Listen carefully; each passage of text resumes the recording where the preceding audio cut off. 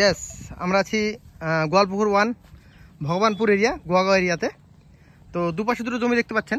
বাঁ পাশের জমিটাতে মার্কেটের প্রোডাক্ট দিয়ে ধান চাষ করা হয়েছে এবং ডান পাশের যে জমিটা আছে, ধানের জমিটা আছে, এখানে আমাদের ইন্ডিয়াগোর এবং ইন্ডিয়াগোরের আপনার ভুয়াস্ত্র ব্যবহার করা হয়েছে। দুটো জমির মধ্যে কী পার্থক্য আছে আপনি অবশ্যই জানান। এবং আমি তো দেখতে পাচ্ছি আশেপাশে যত জমি আছে, ডান পাশের জমিটা এর মধ্যে সেরা ফসল দেখতে পাচ্ছেন। ধানের জমির কালার এবং দু সাইডের মানে আমি বলতে চাইছি বাঁ পাশে যেটা আছে এটা মার্কেটের প্রোডাক্ট দিয়ে তৈরি করা, ডান পাশেরটা আমাদের ভুয়াস্ত্র দিয়ে তৈরি করা ধানের জমি। তো আপনার কাছে কোনটা ভালো লাগছে কিংবা কোনটা ভালো দেখছেন সেটা অবশ্যই আপনি কমেন্ট করে জানান। আর আপনি করে জানান যে আপনার কাছে কোনটা ভালো লাগছে এবং আগামী দিনে ফলন কোনটা ভালো হতে পারে।